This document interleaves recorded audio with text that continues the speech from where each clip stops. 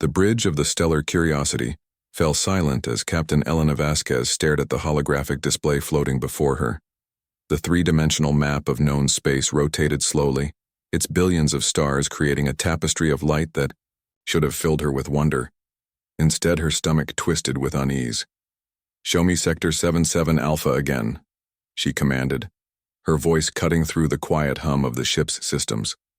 Lieutenant Marcus Chen, her navigation officer, touched his console with practiced fingers. The map shifted, zooming in on a region of space that had haunted Elena's dreams for weeks. There it was, the invisible wall that every galactic cartographer pretended didn't exist. Human space ended abruptly at a perfect sphere, as if someone had drawn a line in the cosmos and declared, "This far, and no further." "Captain," Chen said, his voice barely above a whisper, "we're receiving another transmission from the Zephyrian Trade Council. They're insisting we turn back." Elena's jaw tightened. The Zephyrians were the galaxy's most successful merchants, with tentacles in every major trade route. Their ships could travel faster and farther than anything humanity had ever built. Yet here they were, practically begging her small research vessel not to cross an invisible boundary. "Third transmission in 6 hours, muttered Dr. Sarah Kim, the ship's xenobiologist, from her station near the science console. Her dark eyes reflected the starlight from the display. Either they really don't want us exploring this region, or they're terrified of something out there. Elena walked closer to the holographic map, studying the sharp cutoff where human territory ended. Beyond that boundary, the map showed nothing. Not empty space, not unexplored regions, just nothing. As if the universe itself stopped existing.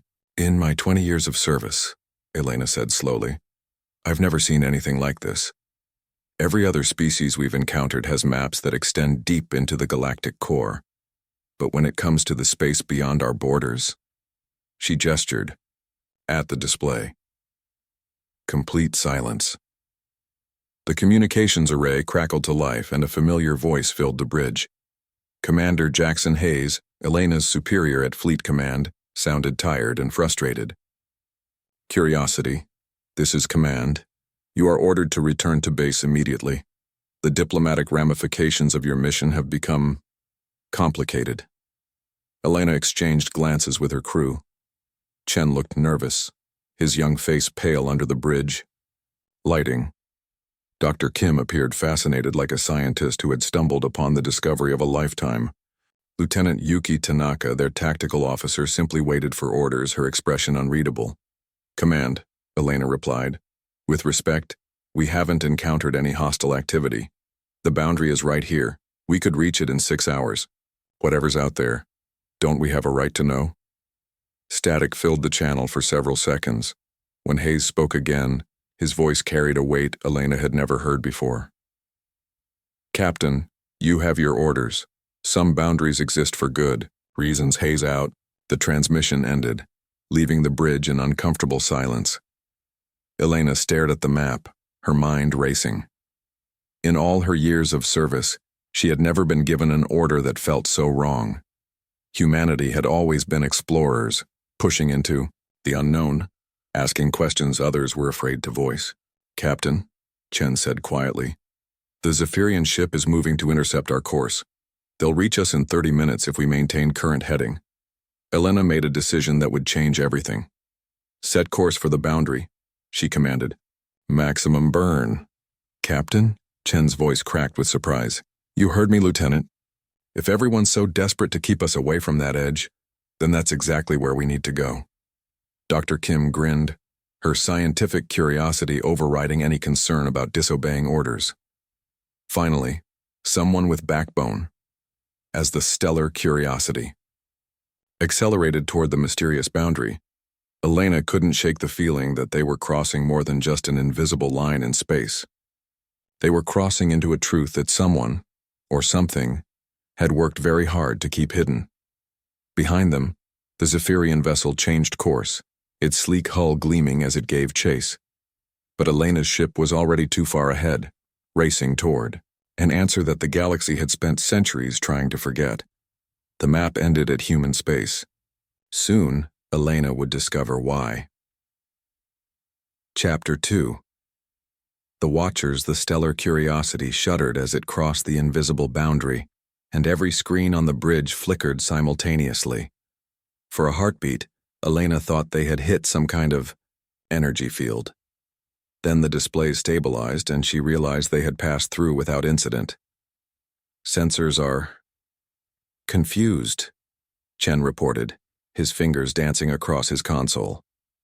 I'm reading normal space-time, standard radiation levels, but the navigation computer keeps insisting we don't exist. What do you mean we don't exist? Elena moved to look over his shoulder. According to our instruments, we're in a region of space that isn't on any map. Not just unexplored, literally, not there. Like we've entered a pocket of reality that someone forgot to include in the universe.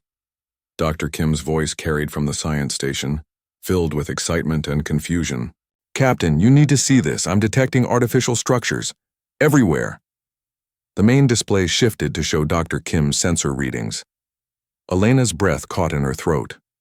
Scattered throughout the local system were massive constructs.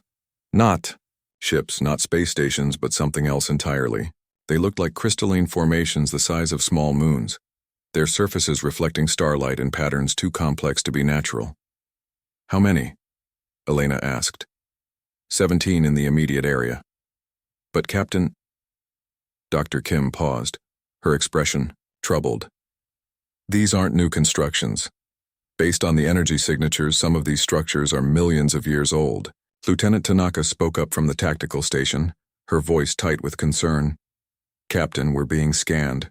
Multiple sources, incredibly sophisticated technology. Whatever's out here, it knows we're here. Elena felt the familiar chill of first contact protocols kicking in. But this wasn't like meeting the Zephyrians or the other species humanity had encountered over the decades. This felt different, older, more significant. Any response to our standard greeting broadcasts? She asked.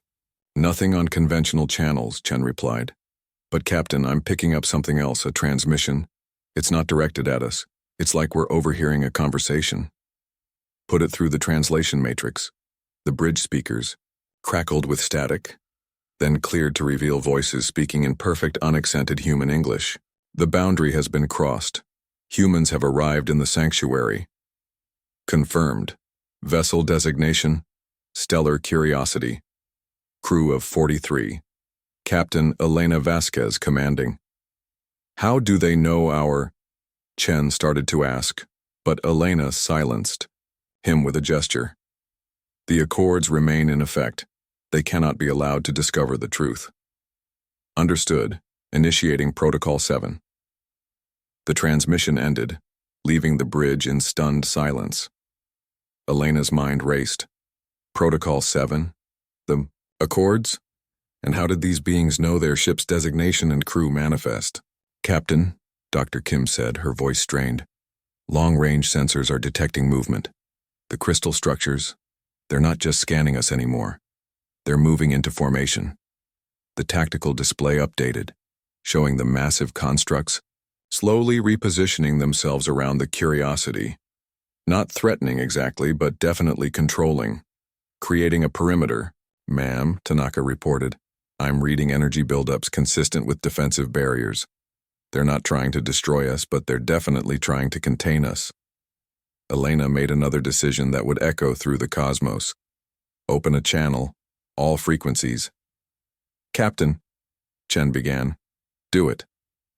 The communications array activated, broadcasting Elena's voice into the vast emptiness around them.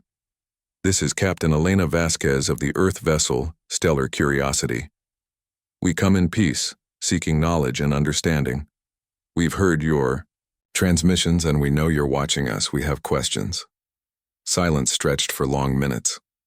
Then one of the crystal structures pulsed with brilliant light, and a new voice filled the bridge. This one was different, ancient, weary, carrying the weight of eons.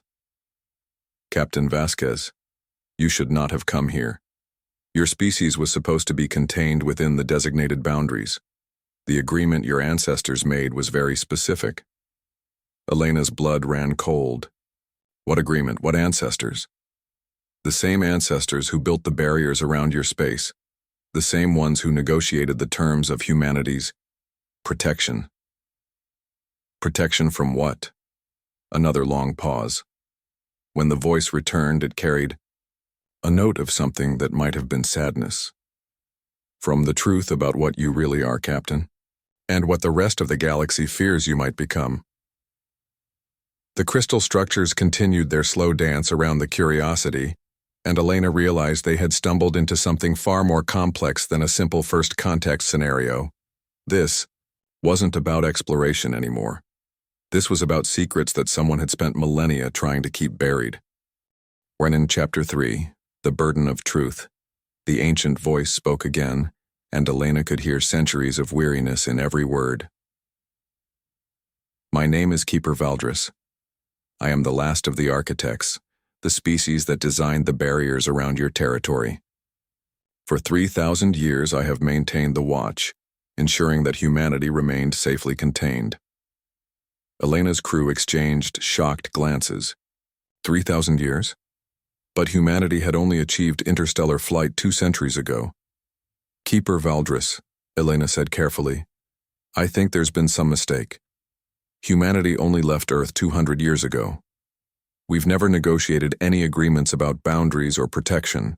A sound that might have been laughter echoed from the crystal construct. But it wasn't pleasant. It was the sound of someone who had heard the same naive words countless times before.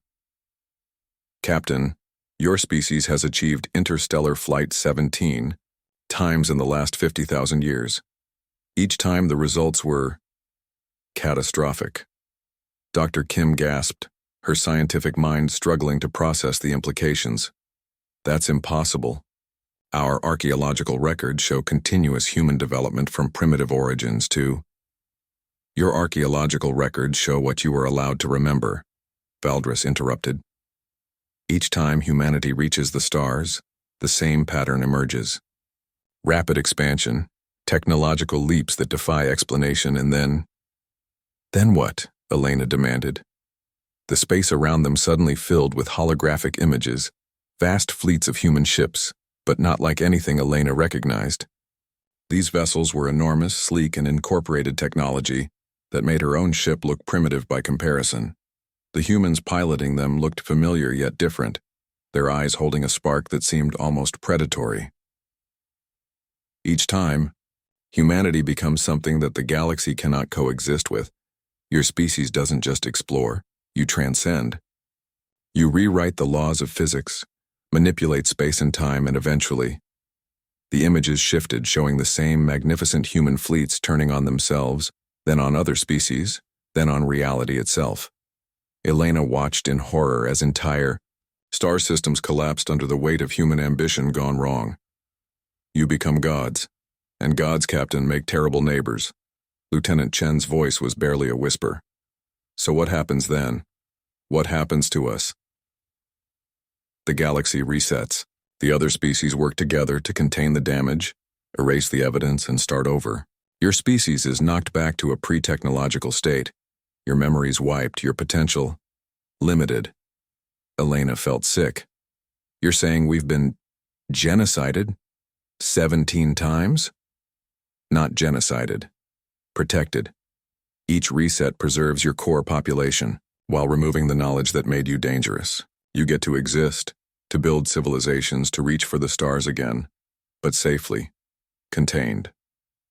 Dr. Kim stepped forward, her face pale but determined.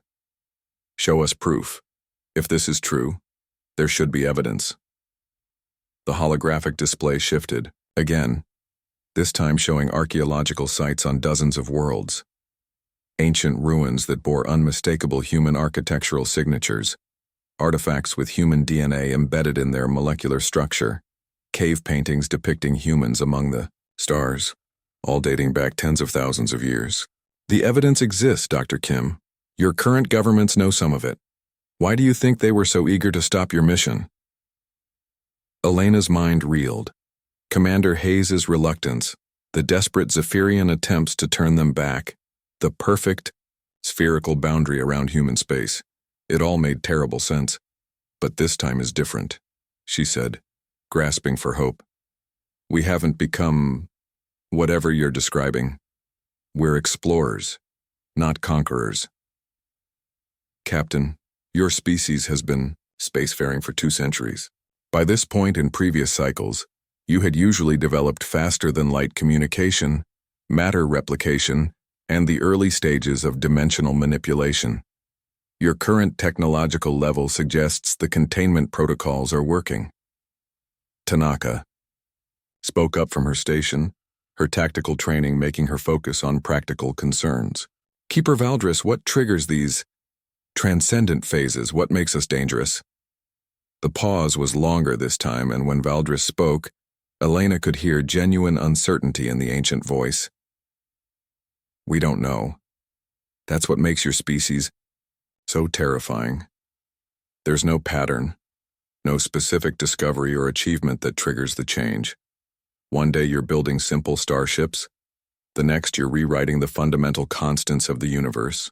It's as if something awakens in your species, something that was always there, waiting. Elena looked around at her crew, Chen with his quiet competence, Dr. Kim with her insatiable curiosity, Tanaka with her protective instincts. They were good people, human in all the best ways, but according to Valdris, they carried within them the seeds of cosmic destruction. So what happens now? Elena asked. Now that we know the truth? Now, Captain, you face the same choice your predecessors have faced 16 times before. You can return to human space, accept the boundaries, and live out your lives in ignorant peace. Or you can stay here, in the sanctuary, and we can begin the process of understanding why your species is what it is. But be warned, every group of humans who has made that choice has eventually proven our fears correct. Elena looked at her crew again. In their eyes, she saw the same hunger for knowledge that had driven humanity to the stars again and again, the same refusal to accept limitations that had apparently doomed them 17 times before. But she also saw something else, the very humanity that made them worth protecting. We're staying, she decided. Whatever we are, whatever we might become, we have a right to know the truth. Valdris's response carried both admiration and fear. Then God help us all, Captain, because the last time humans said those words, they unmade half the galaxy. The crystal structures around them pulsed with energy, and Elena realized they had just crossed a point of no return. They were about to discover what it really meant to be human, and whether that was a blessing or a curse. Chapter 4. The Awakening. 6 days had passed since the stellar Curiosity entered the sanctuary, and Elena could feel something changing in her crew. It started small.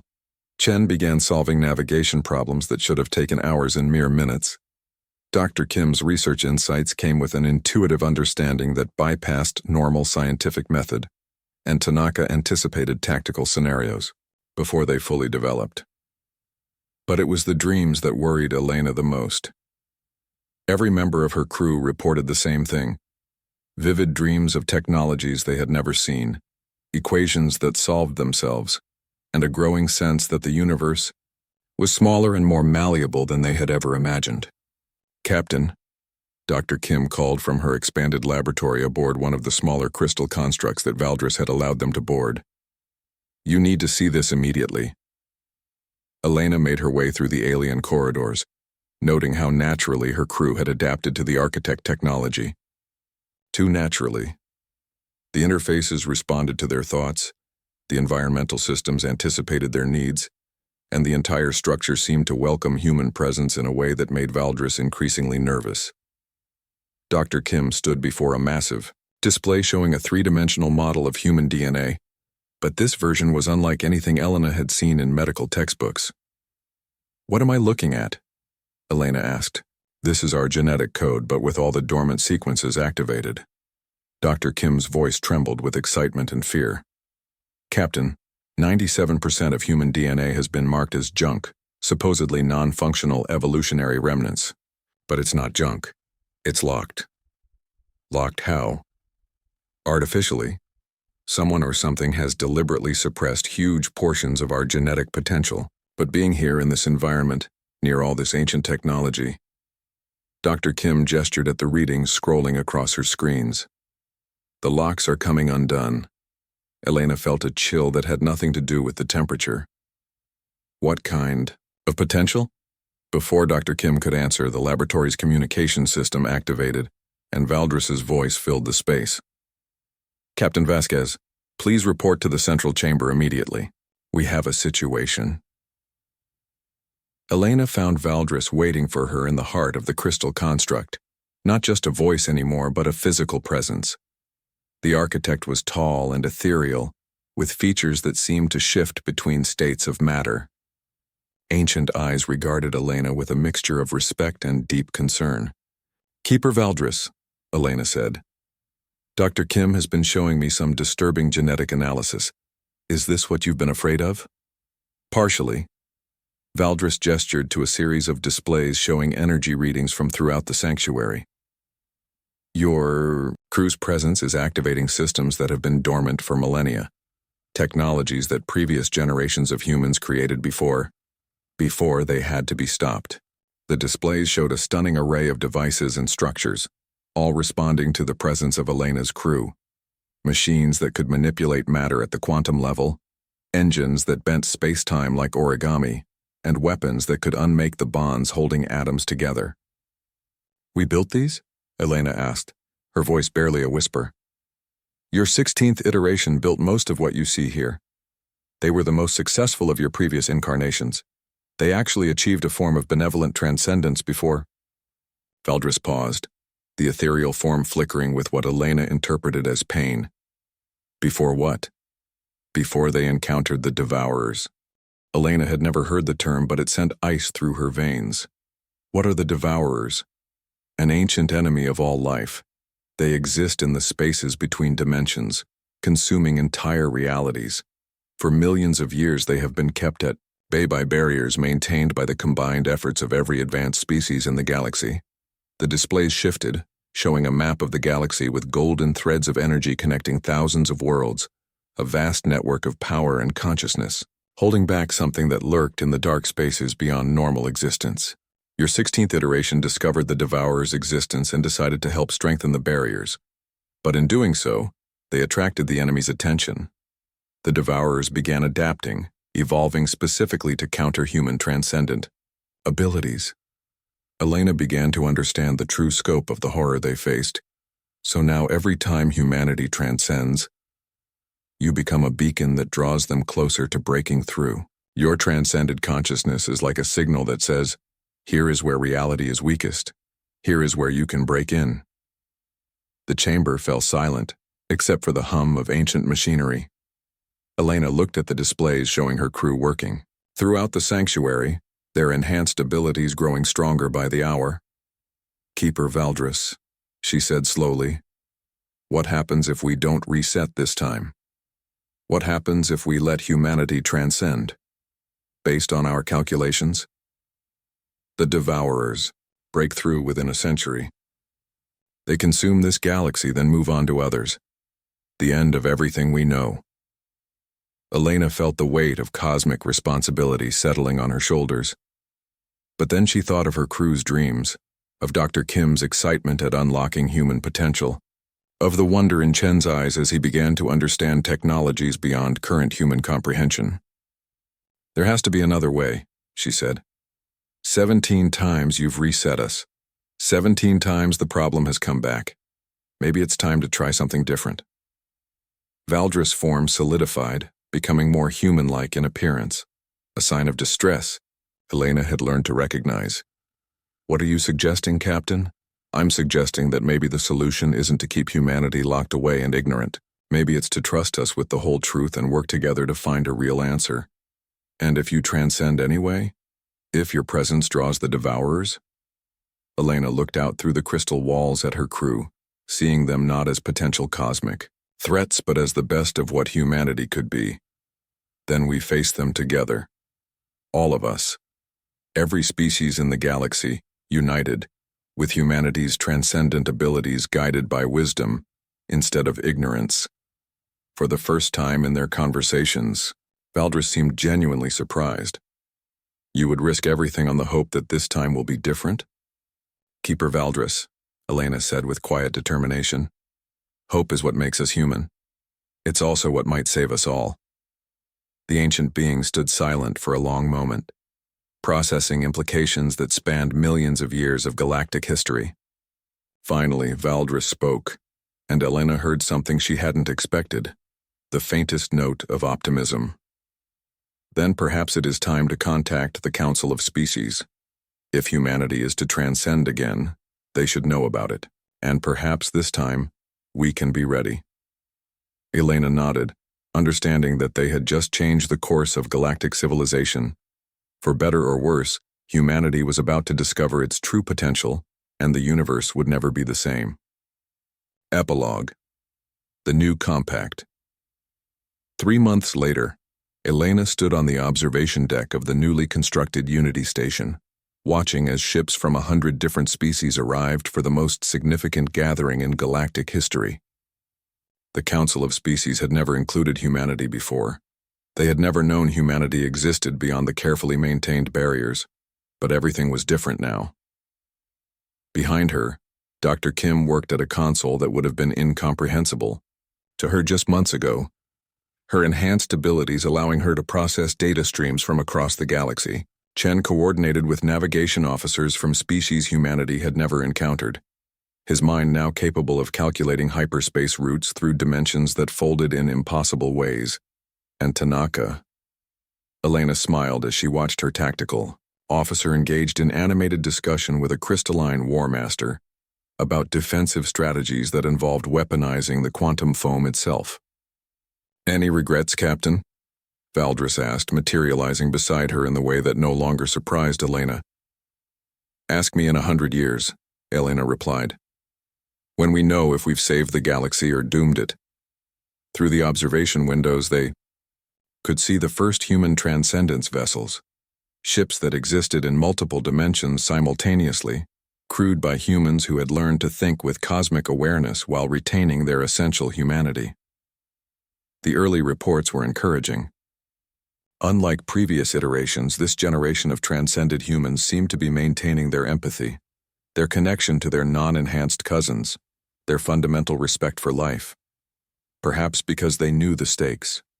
Perhaps because they weren't facing the unknown alone. The Devourer monitoring stations report no increased activity, Valdris noted. Your transcendence signature is different this time, more controlled. That's because we're not transcending away from our humanity, Elena said. We're transcending with it. In the distance, Elena could see the new barrier networks being constructed, not to contain humanity, but to defend reality itself. Human, transcendent abilities merged with architect engineering, Zephyrian navigation expertise, and the combined knowledge of 1,000 species working toward a single goal. The galaxy had spent millions of years preparing for the next Devourer incursion. Now finally they might be ready. Captain, came Chen's voice over the station's communication system. We're receiving the final confirmations. The Unity Compact has been ratified by all member species. Elena smiled. The Unity Compact, an agreement that humanity would be allowed to transcend freely, but under the guidance and oversight of the galactic community. In return, transcended humans would serve as the first line of defense against extra-dimensional threats, their unique abilities directed toward protecting all life. It was a tremendous responsibility. But for the first time in galactic history, it was a responsibility that would be shared. Keeper Valdris, Elena said, I want to thank you for watching over us, for keeping us safe even when we didn't know we needed protection. The ancient being's form shimmered with what Elena had learned to recognize as pleasure. Thank you, Captain, for proving that sometimes the most dangerous path is also the only one worth taking. Through the station's viewports, Elena could see human ships departing for the galactic rim, where the barriers between dimensions were thinnest.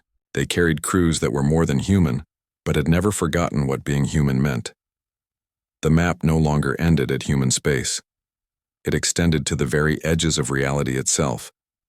And for the first time in cosmic history, those edges were being defended by beings who had chosen transcendence not as an escape from their nature, but as an embrace of their highest potential. The Devourers would come again someday. But when they did, they would find a galaxy united, protected by humans who had learned the most important lesson of all. True transcendence wasn't about becoming something other than human. It was about becoming the best of what human could be. In the depths of space, ancient monitoring stations detected the shift in cosmic balance. The 18th cycle of human transcendence had begun, but this time the signals they detected were different. Not the chaotic surge of power that had preceded 17 galactic resets, but something new. Something that sang of hope, unity, and the endless potential that came from choosing to face the darkness together. The universe held its breath and waited to see what humanity would become when it finally learned to trust itself with the truth. The end.